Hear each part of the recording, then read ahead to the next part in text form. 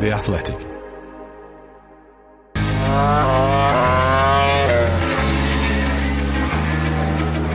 4 race wins in a row for Pecco Bagnaia, a championship lead whittled down to just 10 points when it had been 39 not so long ago. And with Jorge Martin leaving Ducati and his team Pramac leaving Ducati too, is the tide turning in the 2024 MotoGP World Championship battle? That is one of many things we're going to discuss on this episode of the Race MotoGP Podcast. I'm Matt Beer in my usual position, but we have got a slight lineup change for this week. As we mentioned on our previous podcast, we've lent Val Khorounzhiy to Formula One for the weekend, although he will still be popping up from a field, I think, from the sound of his audio, somewhere in the Styrian mountains. Simon Patterson is here as usual, but we have a new teammate for our Assen episode, and that is Megan White. Megan's an experienced MotoGP journalist, but since she joined the race in January, I think it is this year, she's been working on a project we do with Porsche, running their absolutely beautiful motorsport site. But she's been very, very keen to get back into two-wheeled stuff as well, and hopefully, unless her and Simon fall out massively in the course of the next hour, which as Simon is involved, I'm not going to completely rule out. Hopefully she'll become a semi-regular part of the MotoGP podcast family. So welcome to the podcast, Megan. Thank you for stepping in for Val this week. How did you find your return to MotoGP reporting? Thank you for having me, Matt. It was a good weekend to rejoin the team. It's been a while since I covered any MotoGP. I think my last weekend was Valencia. So another good weekend to see Pecco Bagnaia do good stuff, plenty of which he did. Fantastic performance from Pecco. The sort of thing he needs to be doing week in, week out. You know, he's the reigning champion, show it. And I think he really did this weekend. So yeah, it was good to see. A few other interesting things happened along the way. But yeah, it's great to join you guys. So thank you. Yeah, your presence is massively appreciated, Megan. You've taken the sensible option of recording from a table in a house. Simon, as usual, is recording from a van and in a particularly interesting location this time. Your choice of car park is pretty cool for this one. I am sitting outside the front door of Tenkata Motorsports Racing Department, which is like 45 minutes down the road from Assen.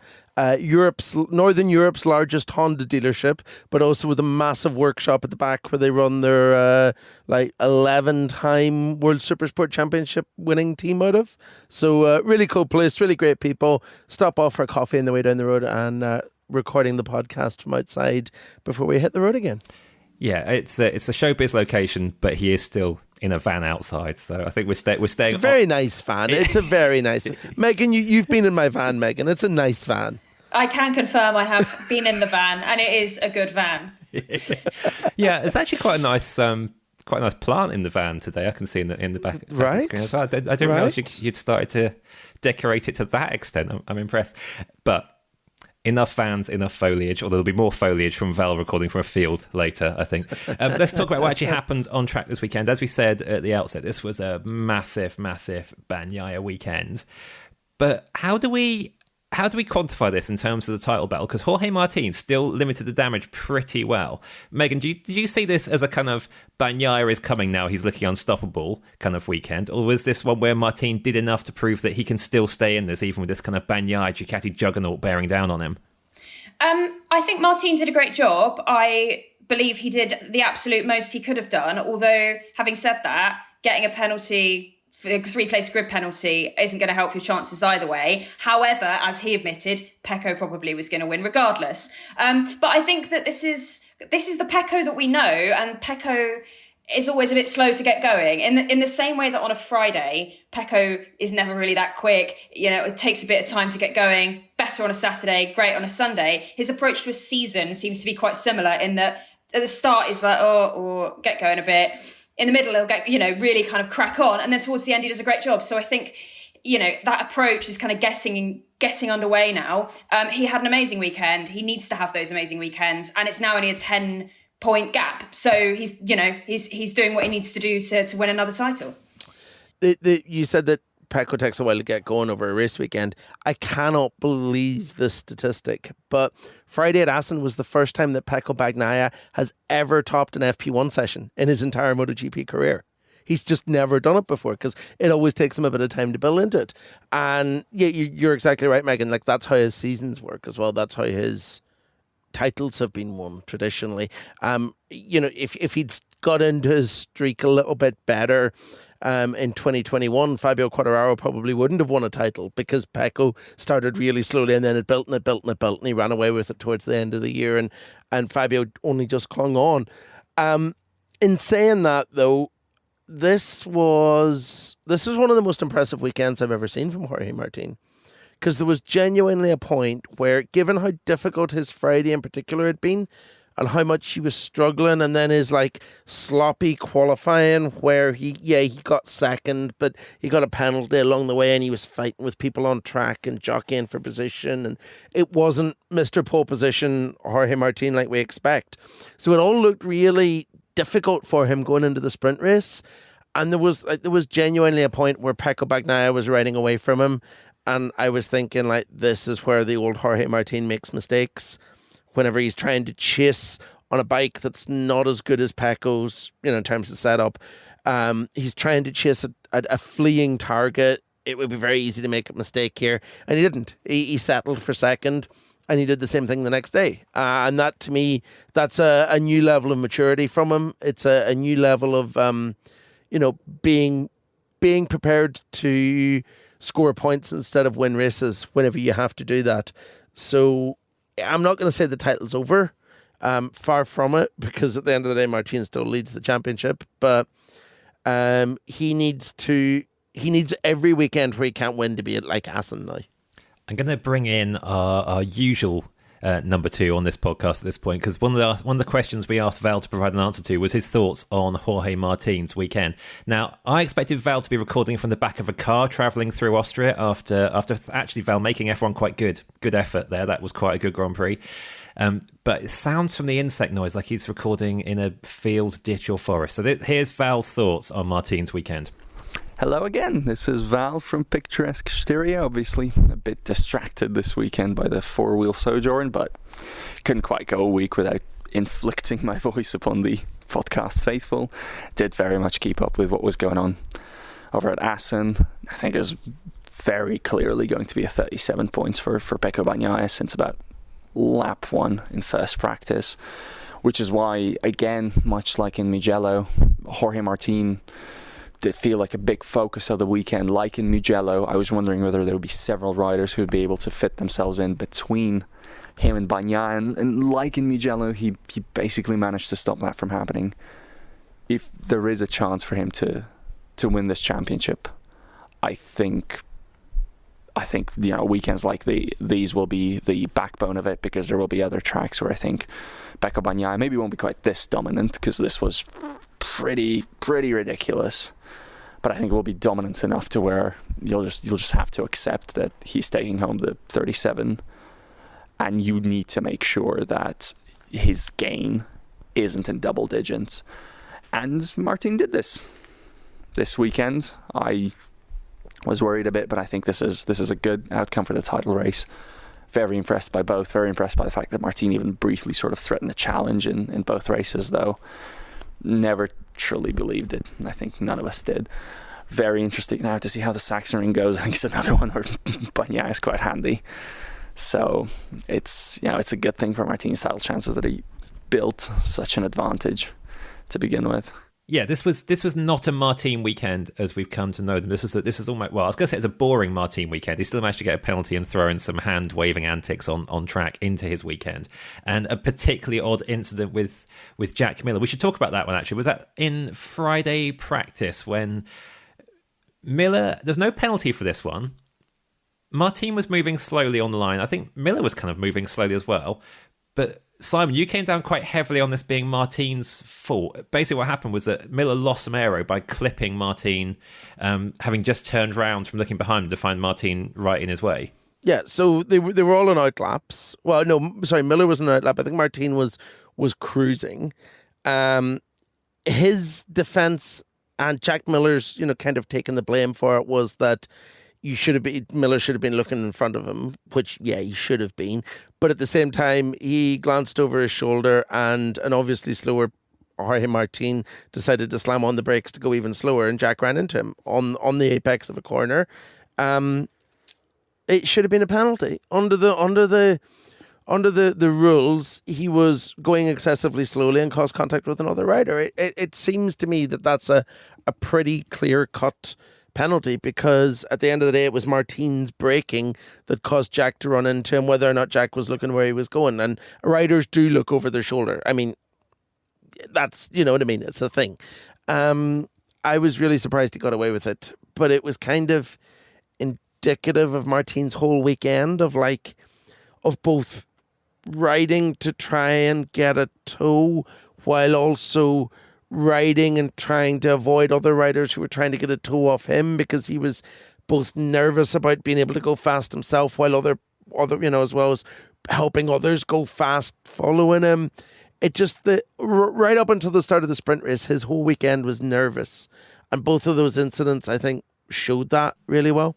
Yeah, I think nervous is a great description of it. And when you then saw the penalty come through after the sprint as well, there was an element of, okay, he's made the sprint work and stayed close to Bagnaia. It looked like he might in the sprint, but now he's got a penalty that he's going to have to make up for quickly in the Grand Prix to have any chance of going for Bagnaia. You could just see it being just too aggressive a first lap. But, like we said already, he actually just held himself together. He's lucky he got a 3-place grid penalty, which is the standard penalty for that. But it's considerably less bad, given how good he is at starts, than it would have been if he got a long lap penalty. Like a long lap penalty, and he probably wouldn't have been in the he would have been in the fight for second, but it would have been a hell of a lot harder than it was in the end. So he got away quite lucky, I think, with that. If we'd used the Moto 3 ruling of a long lap penalty for riding slowly in the racing line, no, I don't have any idea why they're different either. It's the same stewards in the same championship. But if he'd got that, it would have been a lot more difficult for him.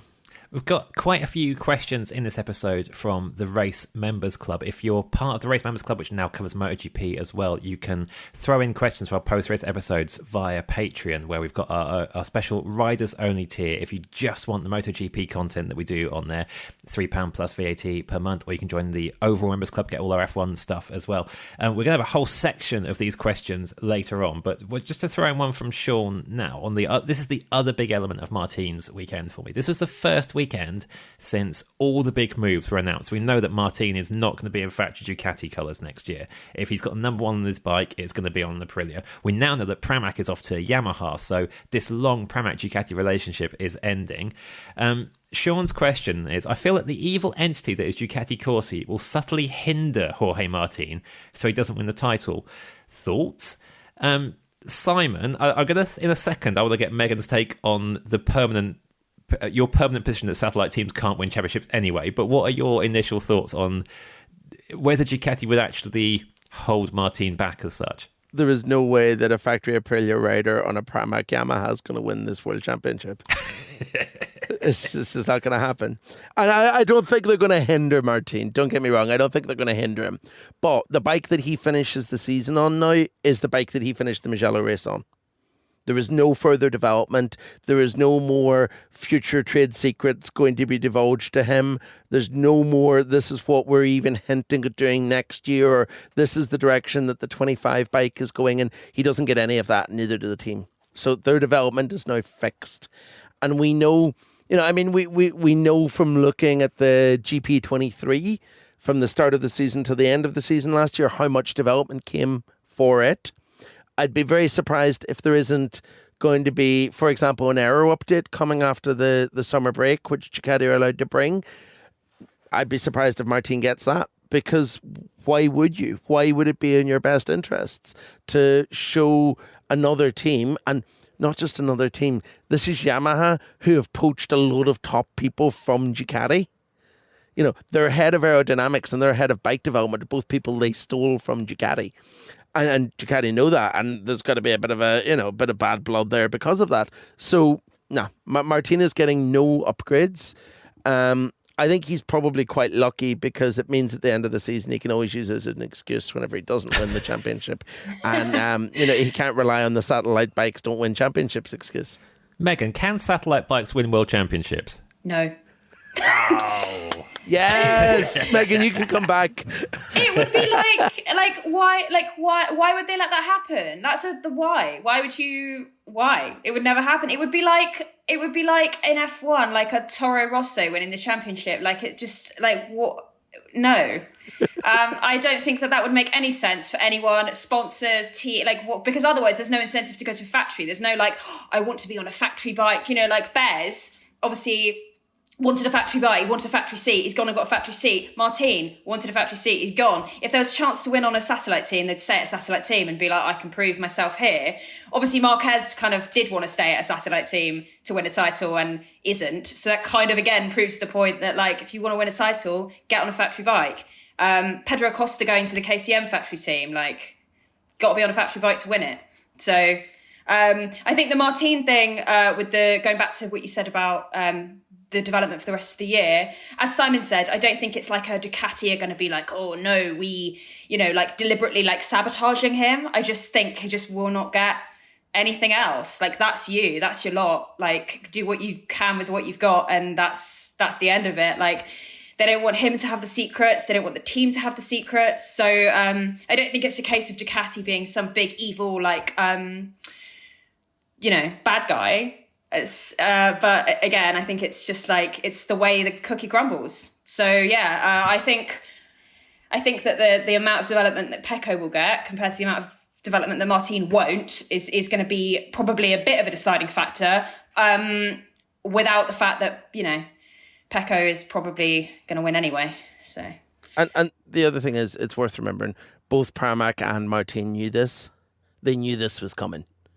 Yeah, when they signed deals with other manufacturers, they had to predict that this would be the inevitable consequence. Yeah, and I guess do you take the sacrifice now for later, or do you where do you make that gamble? So yeah, I think in response to Sean's question, I don't think Ducati is some big evil entity, but I think that that's just the way that the politics work here. The trouble with taking a short-term hit, though, is if you're Pramac, you're going to Yamaha, where you're still a satellite manufacturer does not have the reputation Ducati has right now for letting satellites at least try to win titles. Yamaha's a long way off right now. For Martin, joining Aprilia. Now, Martin's got a lot of confidence in Aprilia, probably for good reasons, but Aprilia is still not actually put together a title challenge. It still is very, very up and down. I get it. Both Martin and Pramac had very good reasons for splitting with Ducati, so I do get that. But it's not that they're saying, okay, we can sacrifice a title now because we'll win another one soon with Yamaha or win another one soon with Aprilia. This is it. This is potentially Pramac and Martin's last shot at winning MotoGP titles. The other way of looking at that is that this is a vote of a lack of confidence in themselves because they don't think it's going to matter. Yeah, I can see that. This is Martin saying, I can't win a title with Pramac anyway. This is Pramac saying, well, we lost last year and nothing's changed. I still think, no matter what the actual points say, I know satellite riders allegedly can't win titles. I still think we came within one more little Bagnaia slip-up or one day last year when Martin didn't do something daft of Martin beating Pecco to last year's title. I think that's the only momentum shift it would have needed, because from then on things would have been different going into Valencia if it had been a little bit swung in Martin's favour. Megan, you did a big sigh when I said that, as if you semi-agreed, so I'm going to take that as you agreeing that satellite riders can win championships. No, but I think that your point about slip-ups, so if you look at Bagnaia in 2021, there were times where it's like he was doing really well and then he just crashed. Or even in 2022. Now, from the start in 2022, I had a MotoGP fantasy team in which I was absolutely convinced that he was going to win that title. And he did. So I was right. But there was times where it was like, oh, that's too many mistakes if you're going to win this title. And I think, like, again, last year, not that he's clearly improved, but there were times where if he had slipped up or if Martin had not slipped up, the result could have been different. So in theory, perhaps they could have won the title last year. But overall, I do not think that they can as a concept. So I am agreeing with Simon on that one. Apologies. Did you have any satellite riders in your fantasy team? Yes, because you have to have a certain number of. It was like a weighted thing where you could have you had a budget essentially where you could have a certain number of factory riders and a certain number of satellite riders. I cannot remember, unfortunately, who was in my team, but I was steadfast in my determination, even at times when it looked like he wasn't, that Pecco was going to win that title. And so I was very pleased to be there in Valencia when he did, in fact, win that title and prove me right. It would have been embarrassing if he hadn't. While there were times last year where it looked like perhaps it could have gone the other way, ultimately, like, Pecco did what he had to do when he had to do it. And I think that that's going to be the case again this year. You know, he's now making up that gap. Come next round, well, yeah, come the next round, you know, that gap might be gone. So, you know, can't predict the future, but you never know.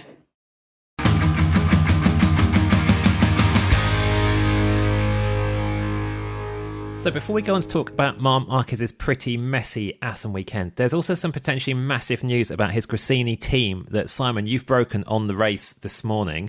And that's that it could be getting a new owner, and quite a famous one, Lewis Hamilton. So, Simon, tell us what you know about what's going on behind the scenes there. So, from what I understand from a few sources over the weekend, initially one that was then confirmed by another three, there is interest from Lewis Hamilton in buying Gresini Ducati. He's got a bit of a history. Obviously, he's got a huge history of motorcycles. I think he's got like 10 or 15 different bikes in his collection. Oh, he wow. used to have a deal with MV Agusta where they made Lewis Hamilton branded and partly designed bikes, special editions. And he has actually rode a Yamaha M1 because he did a swap with Valentino Rossi at the end of 2019 and rode the Petronas Yamaha, the Monster Energy Yamaha, actually, for a few laps of Valencia for a day. So he's a big bike fan. He has a history of sports team ownership. He owns a chunk of the Denver Broncos American football team. He used to own a team in Extreme E, the electric off-road series. And apparently, from what I've been told, this has been a bit of a bucket list for a while, wanting to get into MotoGP. And he's been in talks with Gresini. He had a representative there this weekend at Assen to have a look behind the scenes at Gresini, and it seems like there's something to the rumour. And it comes at a time when Liberty Media, F1's owner, is making move. Well, it's basically going to take over MotoGP if the deal is completed. That can't be a coincidence. Well, you know, like whenever a Marvel movie has like the lead character from the next Marvel movie make a cameo appearance, that's basically what they're doing, right? This is Liberty's cameo appearance from their superhero. It's a great way to move fans over.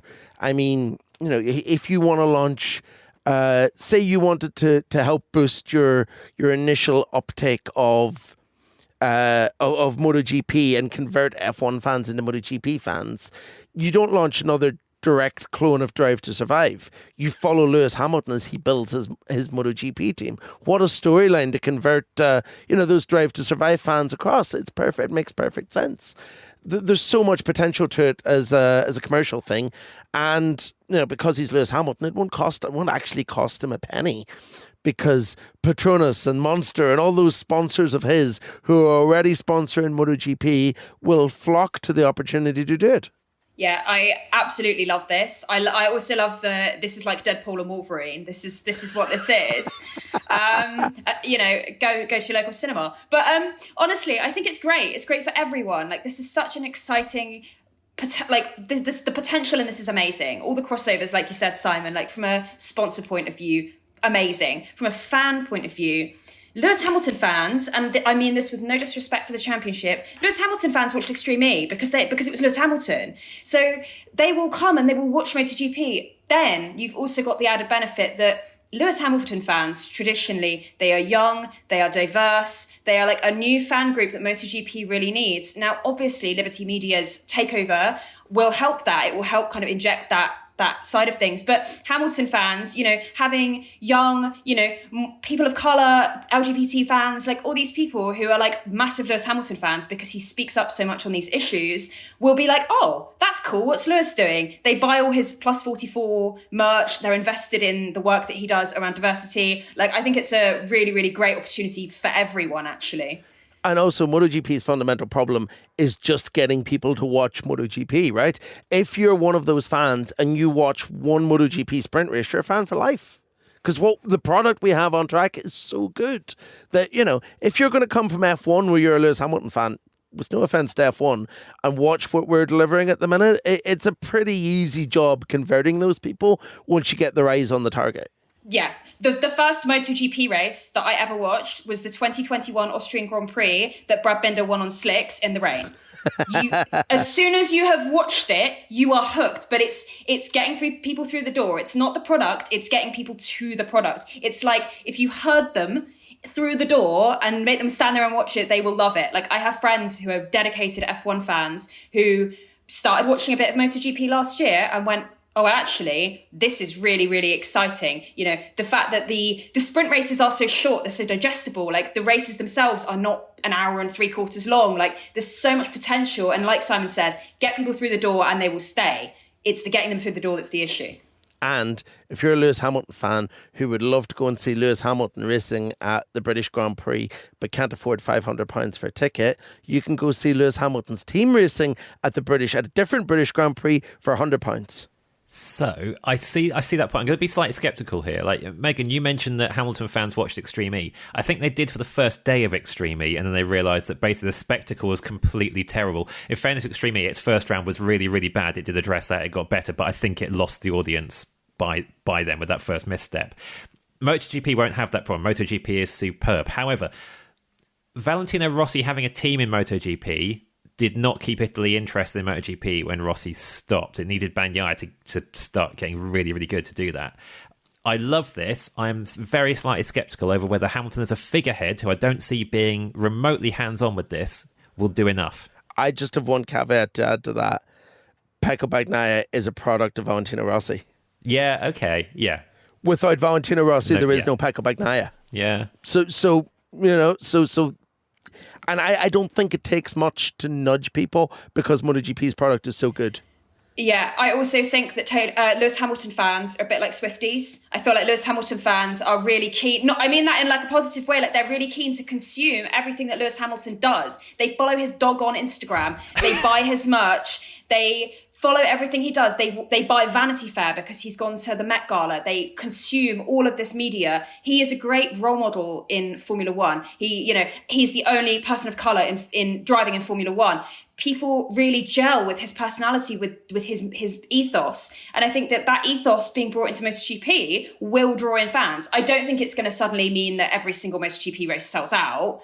But I think that it would have a really positive impact, bringing in younger fans who are not traditionally part of that motorcycle racing fan base into that world. And I think once they're in that world, they'll probably be quite keen to stay. I've just had to do this is just blowing my mind. Pecco Bagnaia has 1.6 million followers on Instagram. Lewis Hamilton's dog has 1 million. There you go. The power of social media. Like, I know social media numbers aren't everything, but like, it does kind of prove the point that like people will come. I mean, how many followers does Lewis Hamilton himself has? He must have tens of millions. And then you look at the most followed MotoGP rider, I think, is Marc, and he's got like a few million, but it's not anywhere near the same size. Lewis Hamilton has 37 million. MotoGP has 16 million. There you go. Yeah. Yeah. Although, again, that feeds into the point, though, that like MotoGP fans are older people, maybe who don't use social media as much, like my dad, people like that. Yeah. Marc Marquez has 7 million. Gosh. So even if you only convert 10%, if you only convert 1%, yeah, it's still a huge number. Yeah, absolutely. Let's talk about what Gresini was doing this weekend and what Marquez was doing this weekend, because it wasn't good, in fairness. Marquez only scored 6 points from Assen. Championship-wise, we're talking about the Martin Bagnaia title fight. It looks like a two-horse race now for the first time, really, I'd say. Marquez is now 58 points off Martin's lead. And kind of beyond what the points say, the overall impression was a bit scrappy. He wasn't near the lead battle this weekend. He crashed in the sprint. Megan, what was your kind of overall take of Marquez's Assen? I actually didn't realise that was how many points he scored. It was a weird one. Like, there were so many odd moments. Like the crashes, the incident with Di Gira during the main race on Sunday, like the tyre pressure thing. Like, it was a really odd weekend. It was one of those ones like where he just kind of struggled to get it all together. And I know that like the qualifying thing has been a common theme for him so far this season. Like, he's qualifying 7th, he's qualifying 9th, so that the weekend, he needs to start earlier to help himself later on. It was a kind of overall quite an odd weekend for Marc, I think. But next time out, Sachsenring, things should be different. Well, this is an interesting one though, because for a lot of the season we've been saying Sachsenring, he'll sweep it. We were saying Austin, he would absolutely sweep Kota. He was good there, but it went wrong. Simon, you've said from the outset he'll get to his circuits and no one will see which way he went. Do you still feel that about Sachsenring? Yeah, I do. Maybe more than ever, because Kota was just inexperienced. He just wasn't ready for it at the time. It was only a few races into the championship. He was still learning the bike. It just wasn't the right time and place for it. I think that he's going to Sachsenring now more fired up than he's been for a while, partly because of how badly last weekend went. I feel like he's got a real point to prove at Sachsenring, because it's the circuit last year where essentially he gave up on Honda. True. So there's a lot of motivation, which is not, I'm not saying Marc normally lacks in motivation, but it's lacking. It's something different this weekend. It's got an extra feel to it.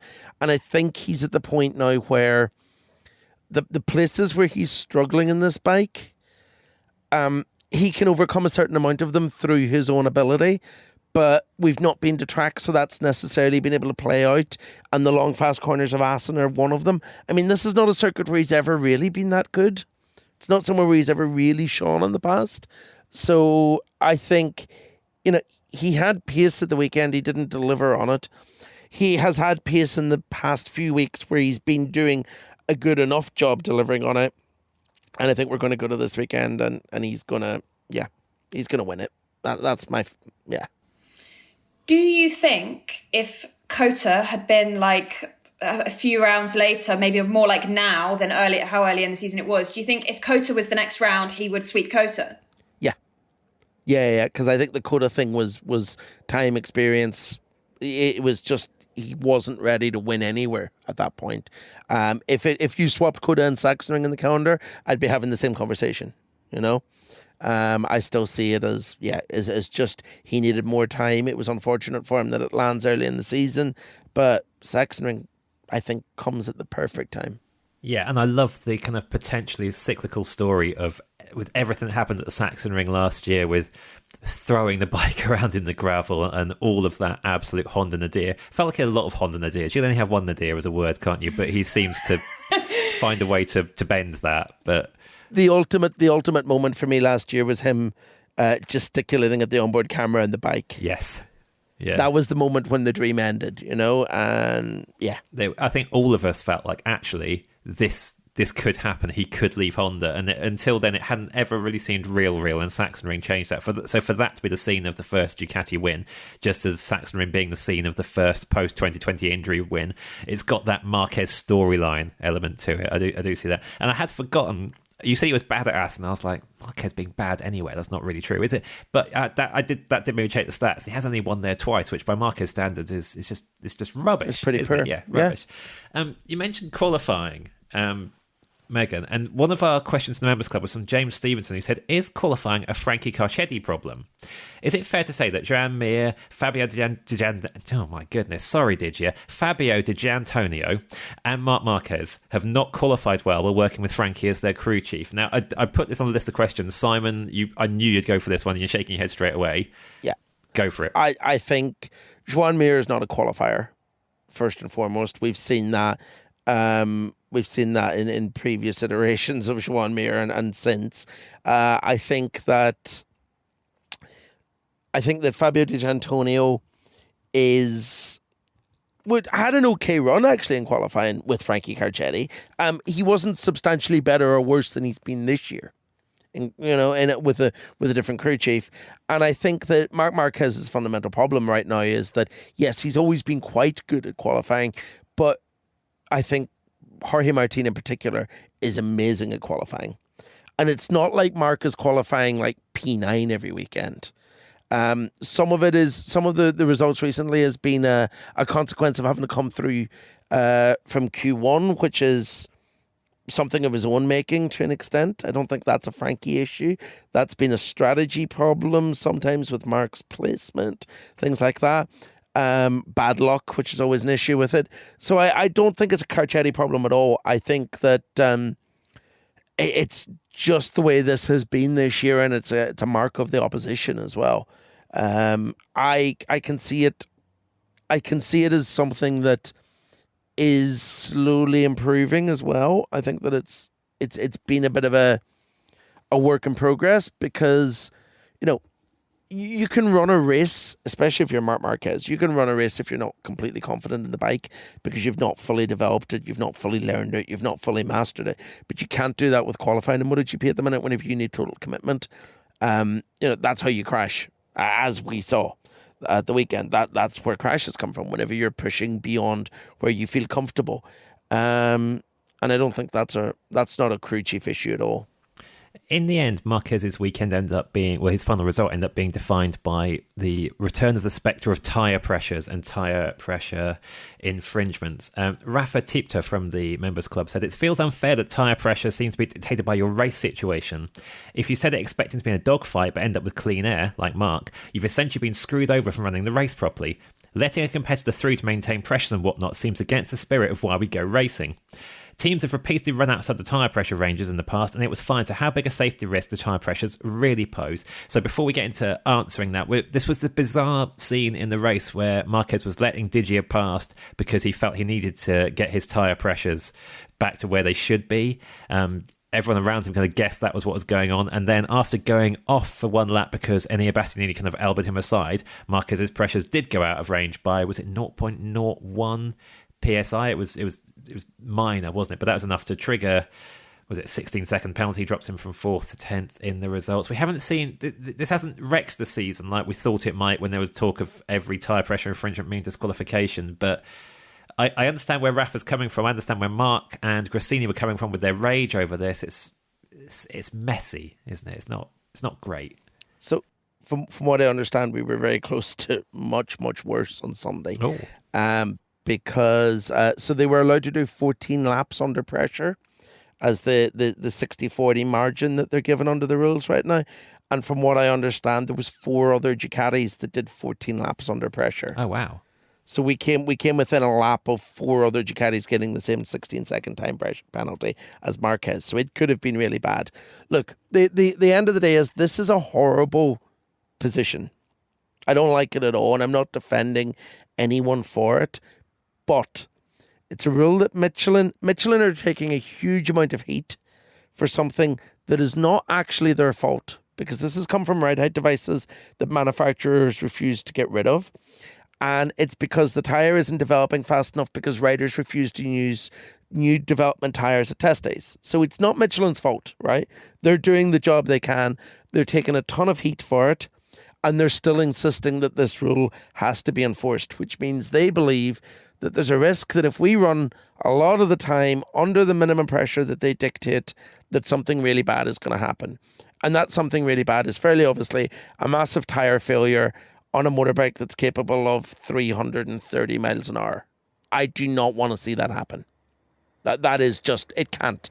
230 miles an hour, sorry. The potential for that is just horrific, and I don't want to see it. So there has to be a reason why they're insisting on this rule being in place, and that has to be it. If riders and teams, if teams are really serious about seeing it go away, they could have voted to get rid of the ride height devices, but the engineers wouldn't let them. And if riders were really serious about fixing this problem sooner than later, they'd refuse to go out in anything but new development tyres at every test day they've got, and they won't do it. So it's a bed of their own making at this point. It sucks for us as fans, but I don't think Michelin are the ones that the blame should be landing on here, and roll on next season in a new tyre that's hopefully going to solve the problem. Yeah, speaking of that, actually, we had a question from Jasper Pendlebury as well, who said the commentators, which I guess will be on the Dorna feed, mentioned a lot of pace improvement being down to Michelin tyre improvements, but I thought the new tyres were still a while off, so did I miss something? There's a new tyre for this season, but it's new construction. It's new compound, not new construction. The issue with the pressures come from the carcass of the tyre, which is the kind of the base layer. the tyre that we have this year has a new outer shell, so new rubber, and that's where the incredible improvement in speed that we're seeing is coming from. I think Pecco Bagnaia's, I looked at this, Pecco Bagnaia's fastest lap of the race on Sunday would have left him P7 on the grid for last year's race. Oh, wow. Yeah, he was a second under the qualifying lap record. They asked them at the press conference on Thursday to predict the pole time and the top three, and they all kind of said 31.8, 31.9, and Bagnaia ended up doing a 31.4 in qualifying. His winning race time, I thought, was a full half minute quicker than last season. We're not actually far off the point where a MotoGP race is going to be under 40 minutes long with this sort of pace that they're running now. Whereas I'm sure when I first started following this 20 odd years ago, it was 45-minute races almost without fail, and now it's getting everything's going to have to start adding laps again. Yeah. Speaking of quality of racing, I do want to get the thoughts from you two about this as well. But we did have a question on that as well, and I must admit I was fairly bored by what was going on at the front. Bagnaia was fantastic. You could respect what he and Martin were doing. I was very glad of the third place fight with Maverick Vinales, Digia, Marquez, and Bastianini doing Bastianini things through that pack. But we're going to bring in Val in the Styrian field for his thoughts on the quality of racing. Question from Sean Rooney. Have we been spoiled by the recent quality of racing that the racing in Assen hasn't been as great? Yeah, it's a fair question, Sean, I think. But I think also the answer is yes to a point. Now, it's been a weird sort of weekend, as again, I've been sort of distracted and on two fronts, and arguably the Formula One race was maybe not better necessarily, but produced the sort of the bigger talking point and the bigger intrigue. But again, was not meaningfully better. I think, again, it just goes back to that point of sometimes you are going to have weekends where one rider's just faster than the others, and if he's faster in both qualifying and race, then he's going to start first, and then you need to hope that the bike that he has underneath him doesn't get well off the line. But in Bagnaia's case, how many times have we seen him go from fourth to first, go from fifth to first? So obviously he was going to go from first to first, and from that point on, that was going to be the race. I think there was, intrigue in the fight for the podium places. I think there was interesting stuff going on through the weekend. It's not a problem. It would be weird if they were all super good. It would be weird if there was an incredible battle for victory every weekend. And I'm not saying that really that we don't appreciate it enough. I don't think that's the case. But it's just it's just how it is sometimes under a new format, and I think that is also part of the authenticity. Because ultimately, this competition at the front, it does feel legitimate, and weekends like that help add legitimacy, to the title battle, legitimacy to the fight out front, legitimacy to the current contest between Pecco Bagnaia and Jorge Martin. I mean, look, I think if anything, we're a bit spoiled by this season, because last year was some of the absolute disaster races we had last year. We would have considered this one quite good because at least something was happening on track that was, had a bit of overtaking in it. Not every race is going to be spectacular at the front. There is something quite nice, personally speaking, in seeing a master at work and seeing someone absolutely demolish the field once in a while, the way that Bagnaia did. But, the battle for third was super entertaining. Pedro Acosta is just like there as like a, dropping a bomb into the middle of the pack every now and then to spice things up and do stupid things and be entertaining. No, it was good. And I have to make a point of this. I think maybe someone in Dorna is listening to our podcast, because we are now starting to see more of battles down the field being shown picture in picture. Yeah. We're not afraid to not show the leader for extended period of times. That episode we did a while back where we discussed all the things that we would do to make MotoGP better, they've actually listened to all of our suggestions in terms of TV production, which is quite nice. I think it was great. I think there were some really good battles. I think fundamentally the is the racing good thing is so like subjective, and it's also so like relative to what you've seen both in MotoGP before and what you're seeing elsewhere. Like, good comparison again to F1 is like in MotoGP, there might be two people way out front at the 1 and 2, but like we got that really good battle for third. Quite often in F1, this weekend aside, you getting like, oh wow, like someone's passed someone for 16th in a really boring move, like wow, that's so uninspiring. Whereas like that battle for third was really good. I would like to say props to Digia, he's doing great, like he's doing a really good job on that VR46 bike. Maverick was, there was loads of really exciting moves. Like I thought it was really, really good. And I think like Simon said, like seeing all of that stuff rather than seeing Pecco just like how many seconds down the road all the time. Like I would rather see the battle for third if it's exciting than just like one guy just doing his thing. Like cool, well done. But there's other things going on. So yeah, I think it was good. I think it was exciting. I think, as Simon said as well, not every race is going to be the most spectacularly exciting race of all time, but generally the quality of racing is really good. And I don't think, I think that's like as a result of a lot of things, but someone like Pedro Acosta being in the mix, I think the field is quite often mixed up. And I think, it has been a really exciting season so far. So I have to say as well, the last time I was this bored in a relative sense watching a MotoGP race as I was on Sunday, and I'm going to emphasise relative sense. I was not bored. I was bored compared to some other MotoGP races. The last time I was that relatively bored in MotoGP was the Austrian Grand Prix last year, and look what happened after that. Everything went completely crazy for the rest of the season. So, yeah, I'll take that again if this is the prelude to madness. It's also it's a rare day in MotoGP where we start with the most exciting and then get most progressively more boring. But we had an amazing Moto3 race with an incredible finish. We had a fantastic scrap at the end out of nowhere in Moto2. And then we had a MotoGP race that only had a really close battle for third at the end. That's not a bad day.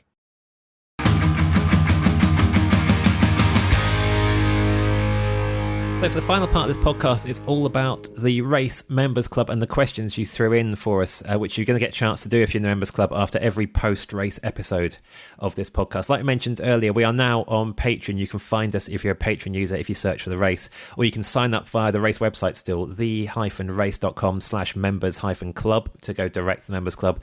There are several levels of it. You can just get the MotoGP content if you go through Patreon, or you can get everything else we do across F1 as well. It's basically a load of exclusives and extras, many of them podcast based, on top of all you get through the website, podcast and video channel all the rest of the time.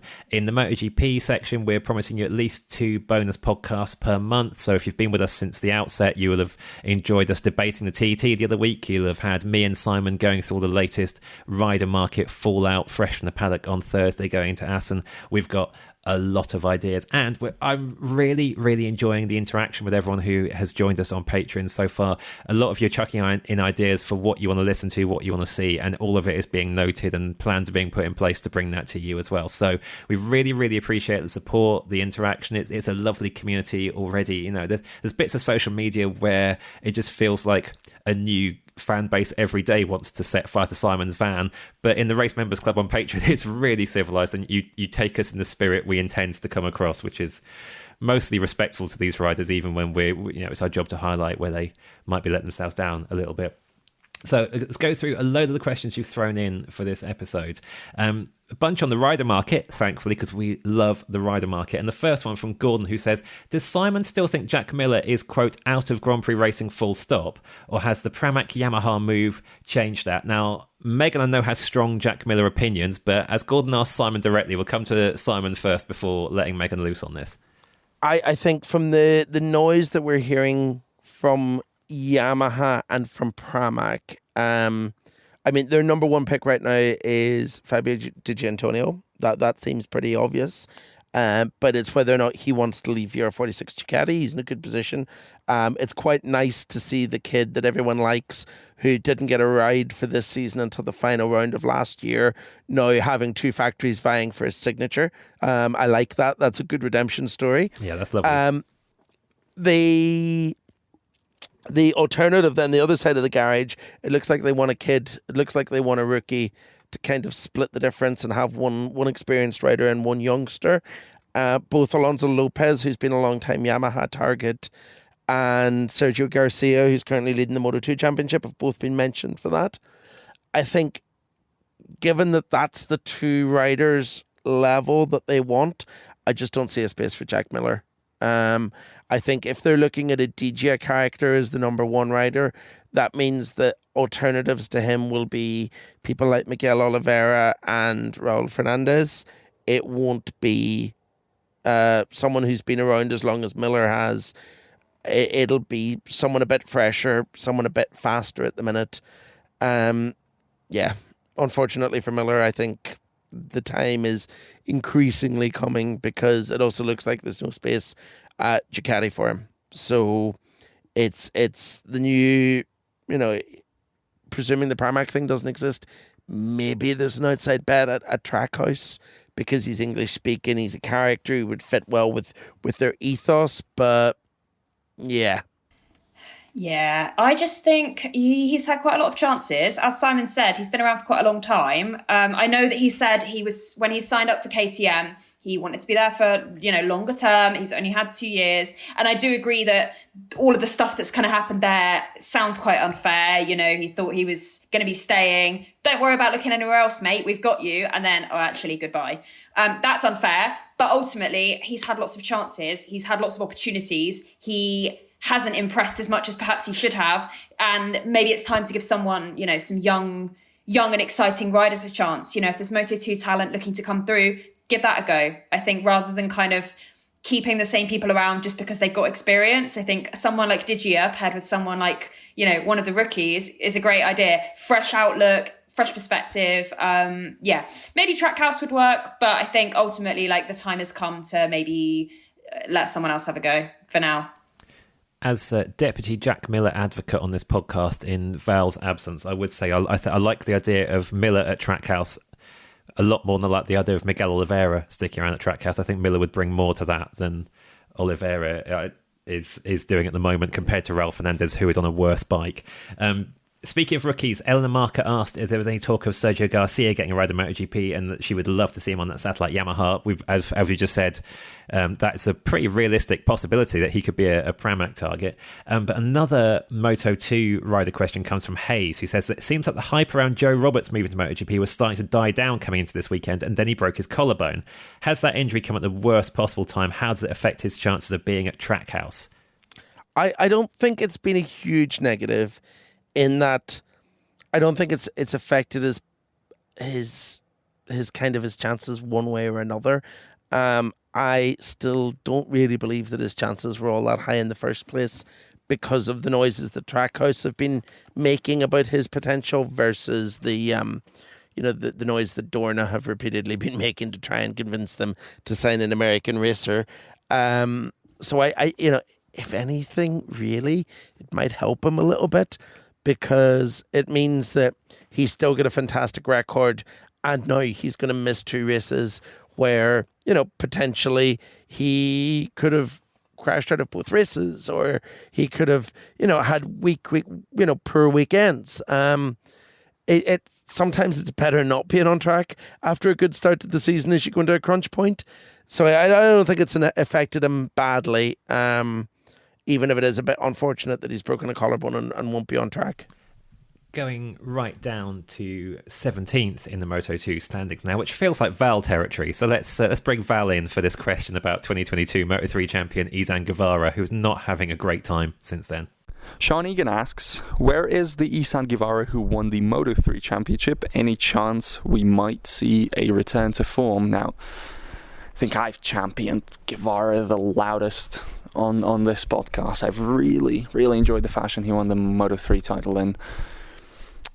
Moto2 is a little strange, isn't it? And strange doesn't mean not valuable in terms of success, but I think we've seen a few riders just not gel with it particularly, and we've seen that sometimes isn't necessarily representative of their overall potential. Now, Guevara had a start to his Moto2 career, some really bad crashes that will have knocked his confidence. He just, the comments suggest he still doesn't fully gel with the bike in some way or another. It doesn't totally fit his style, and maybe the MotoGP would be better for it. There have also been sort of questions in the Spanish media about the application of the talent right now, which I think the success that he had pre-Moto2, I mean, there's always a chance that's going to go to your head. But also, the low ebb that he started from, I think it's just so difficult to imagine that really being fully recovered year on year. What you need more than anything is, he's young enough to where he just has to not plateau. So I think maybe not this year, maybe towards the end of this year, but I wouldn't write him off as a possibility. But also I think even if he never fully gels in Moto2, I think there are enough examples to where MotoGP factories would be prudent to just keep an eye out. And if there's an opportunity to have a go, because, and again, this is going back to the rookie test idea, just gotta try people. And, the talent is there to where I think there could be something interesting going on. So we also had a few about this race weekend that we haven't addressed earlier in the episode, which I do want to get through now. One of them was about Marco Bezzecchi. So let's bring Val in again from his Austrian ditch on that one. And I'm keen for you two to weigh in on Bez's very strange season as well, because at Assen, of all places, where he has looked so good before, this was a painful one. But let's hear Val's thoughts first. Reginald Bleasy asks, outside of it just being a bad season, do we have any insight into what's going on with Bez? Digi's success would lead me to think that the bike isn't the issue. Do you think he being Bez, has already checked out and is looking to next season? But I really don't think so, and it's because this isn't a new thing. I mean, the Bezzecchi issues I think have been very consistent all season, and they were also there when his future was far from sorted. I mean, he never knew that there would be a Aprilia vacancy to slot into. The thing is, so we know that the issue has been consistent in the way that he's described it. He's feeling the rear tire push the front. It's creating understeer. He's not taking the corners in the way that he wanted to. And when he tries to compensate for that and make up the lap time, he crashes. The thing is, so Digi and Antonio spoke after this race too, and he suggested he's having similar problems, but they're just less of an issue for his style. I still do wonder how much of a role the new rear tire is playing, because clearly the new rear tire, when I say the new rear tire, I mean the new rear tire construction, even though it's been played down as a chance, it has clearly had a transformational effect on the form of many in MotoGP, and that includes KTM. That includes the crazy lap times we're seeing, and that would logically, also I think that could logically include what's going on with Bezzecchi, who is having his worst season in MotoGP and his worst stretch in a while. This was an unsettling weekend in that regard, because he's been so good at Assen in his MotoGP career. I think Assen has a claim to being his strongest MotoGP track, and is definitely his strongest track out of the high grip ones. Because Bezzecchi is a bit of a low grip specialist, but he's really turned it on at Assen every time he's been here. And he's obviously, of course, won the sprint last year, twice second, I think, in the Grand Prix. And he was both nowhere this season in the Dutch TT, and couldn't even stay on the bike. So I don't know if the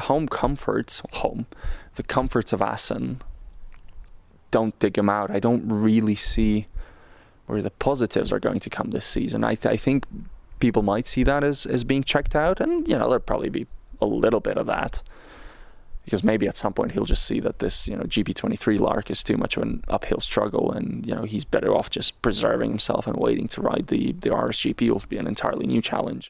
Megan, what have you made of following Bezzecchi's season this year? Because obviously, like you said at the outset, you've been a little bit more removed from MotoGP at the start of the season. And up till now, when you were reporting on MotoGP, Bez was basically superb. And then you've popped back in, and at Assen of all places, just a horrible weekend. And recently, when Aprilia signed him, the question was, what is Aprilia signed? Is it signed current Bez or 2023 spec Bez? What do you make of what's going on with him? Yeah, I feel really bad for Bez because, like you said, last year he was absolutely brilliant, and the year before as well. And it's just like, oh man, what's happened? And I know he's talked about having issues with tyres, issues with grip, I think he said. So it does feel really unfortunate that such a talented rider has found himself in this situation. I think that Aprilia have definitely signed last year, Bez, and they are hoping that this is just a blip. Like, everyone has a blip. We all have off days. His off day has been quite long so far this season. However, and especially at Assen, like, it was not good at all. Like, you know, it felt like he just kept ending up in the gravel. He kept having problems, and it was like, it just felt like one of those really tough weekends, but everyone has them. And I think, like, hopefully as the season progresses, he will get to grips with things a bit more. And then heading into next year, he will be the Bez that we know and love from last year. So yeah, hopefully it's just a temporary blip for him. You know, we all know he's a great rider. He's a great character. So hopefully that this is just a bad spell for Bez. On to something that is officially not a blip anymore. Thomas Knight said seeing the Hondas running around 2 seconds per lap off the pace in the sprint was upsetting, if not that surprising. How long will it be before we see any signs of improvement from Honda, or are Honda just completely lost? Who wants to go first on this one? The worst case scenario is that Honda are completely lost until 2027, when they build a brand new motorbike like everyone else, and then things are different. That's the absolute worst case scenario here, which seems like a long time away, but it's actually not. It's 2 seasons. We've seen teams go through bleaker periods for longer. But the reality is that it seems like nothing's happening right now, but the riders are a bit more upbeat than maybe we are. Talking to a lot of them this weekend, this repeated theme has been that right now they're in a waiting mode because they've done a lot of testing at the start of the season. Honda have developed a lot of new bits, but those new bits haven't arrived yet. And they're just waiting on better things to come. You get the impression that Silverstone is going to see quite a different Honda turn up. And hopefully from that point, then we actually do start seeing a bit of progress, like Yamaha. Because at the end of the day, Yamaha now are making those gains. You know, they brought a new engine at the weekend that everyone loved, and progress is slowly but steadily coming. So hopefully Honda are just a bit further behind Yamaha, but on the same path as them. Yeah, I think it's a really unfortunate situation that they find themselves in. Kind of listening to what the riders were saying over the weekend, Joan Mir said yesterday that, you know, he's got the same package as previous races. He's got some things that are going well for him, but ultimately, like, everyone else has improved more. He made a comment about how the unbelievable acceleration out of corners that other people had just made him angry, half joking. And he kind of talked a bit about his crashes being under throttle, and he sounded a little bit kind of fed up. And Johan Zarco as well was saying that they're aiming for points now. They were aiming for top 10 at the beginning of the year, or he was at least aiming for top 10 at the beginning of the year. He's now aiming for points. And he's got to accept that that's a good step. You know, he had some positives. He had a fight with Augusto Fernandez. You know, there were some things that he could take from that race, but at the moment they are just too far, both from the leaders, but also just from the person in front of them on the track. And he said, you know, this isn't the way Honda wants to race, and this isn't the way we want to race. So I think there needs to be those steps. There needs to be that improvement. And if that takes until 2027, worst case scenario, then so be it. But there are definitely positives that some of them have been trying to take, but ultimately it must be pretty disparaging to be like, oh my god, disheartening, sorry, to be like, oh my goodness, again, like, oh, I've crashed again. Oh, I ache all over. Oh, I've got to crash again. It must be a really demoralising cycle. Like, I have never raced a motorcycle, but if every weekend I got on that bike and it was not going very well and I was crashing, you got to get to a point where it's like, oh man, like this again. So yeah, hopefully for all of them, things do improve. And what, as Simon said, come 2027, clean slate. So we can see what happens there. We'll revisit this in a couple of years.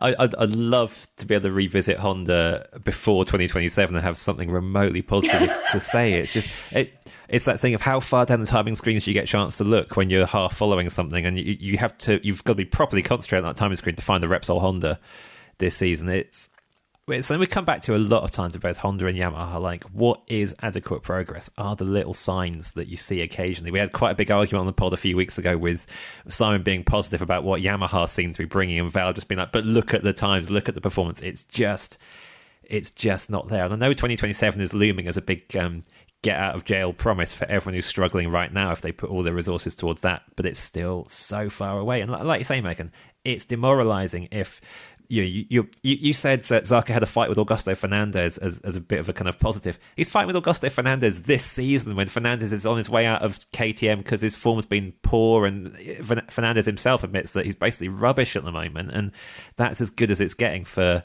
Honda's lead rider, who again is Zarco, not even one of the Repsol bikes. So yeah, like we talked earlier about Marquez returning to the scene of his utter Honda implosion last year at the Sachsenring next weekend. Honda returning to the scene of that as well. And what we're going to see from Honda, probably as many crashes as Marquez managed last season while running even slower. It's just grim. So on that cheery note... Oh, go on, Megan.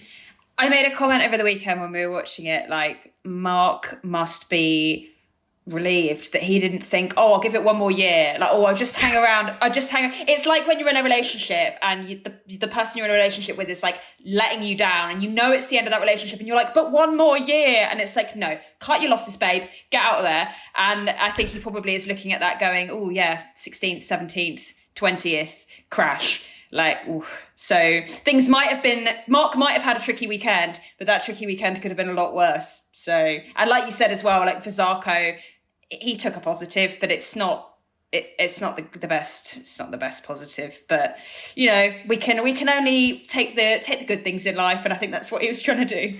Yeah, in that relationship advice comparison, Jan may remaining adamant that he still wants to stay at Honda for next season. If he's writing into an agony aunt column with that problem, I don't think they're saying stick around. Deirdre is not supportive of that move. No, absolutely not. So, Megan, thank you so much for joining us. We would love to have you back another time as well, unless we put you off on this one. Val will be back in your seat next week. He's back from F1. We are sending him to F1 again, but not on the MotoGP Clash. But yeah, unless he's still in a Styrian field, he will be back for the Saxon in the same place as you, actually, Simon. Val might be sat in the van with you. He would need to be back for the Sachsenring because he's coming to Sachsenring with me. Yeah. So Val's travel arrangements, listeners, are always a source of complete bafflement to people who have to pick him up to get him to racetracks. So absolutely good. For people who actually travel to races on a regular basis, yeah. I'm very glad that the Sachsenring is his local race and that he can, we can put him in a bicycle home if need be. He is officially your problem in those terms next weekend as well. Listeners, thank you very much for joining us for this episode. And thank you so much, everyone, for the Members Club for the deluge of questions. We got through most of them. I don't think we got through all of them, but I have put the others aside to address in forthcoming episodes as well. We might have another bonus for you, probably not before Sachsenring, but I think we might get it recorded to release over the second summer break as well. Simon's nodding, so that plan looks like it's going ahead. We'll be back in your ears this time next week with everything that's happened at the Sachsenring, and this is not the first time I've said this season, but we think we'll be talking about Marc Marquez's first Ducati victory. See you back here next Monday to see if we're right.